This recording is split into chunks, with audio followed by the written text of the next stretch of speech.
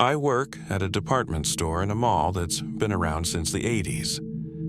We close at 9, but that night I stayed late to reorganize the inventory room on the third floor. By the time I finished, it was nearly 11. Everyone else had gone home. The lights on the floor were dimmed, the escalators were shut off, and the place felt like a tomb.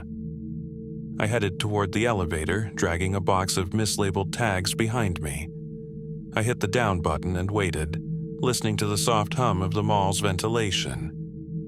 The elevator dinged, and the doors opened. I stepped inside, hit G for ground floor, and leaned back. But instead of going down, it jerked upward. The panel didn't show any numbers changing. No floor indicators, no chime, just silence. Then the elevator stopped. The doors opened, but I didn't recognize the floor. It wasn't the third floor, or any floor I'd ever seen. There were no signs, no posters, no sales banners, just a long hallway with white tiles and old mannequins lined up along the walls. They weren't dressed, they weren't even the kind we used anymore. These were yellowed, cracked, some missing limbs. I pressed the door close button immediately. The elevator doors shut. I hit G again, then 1, then every other button.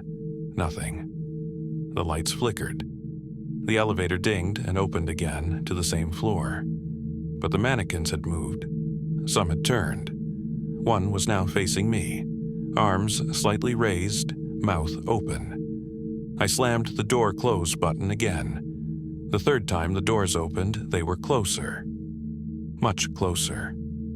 One stood just inches from the threshold, its hand raised like it was reaching to block the door from closing. I didn't wait. I pushed past it and ran. The hallway twisted and curved in ways that made no sense. The lights buzzed overhead. I passed more mannequins, some leaning out from doorways, some slumped in corners. Every few feet, I'd hear plastic scrape across tile behind me. Finally, I found a stairwell.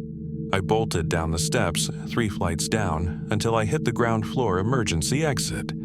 I burst through the doors and found myself back in the mall. Everything was normal, silent, closed.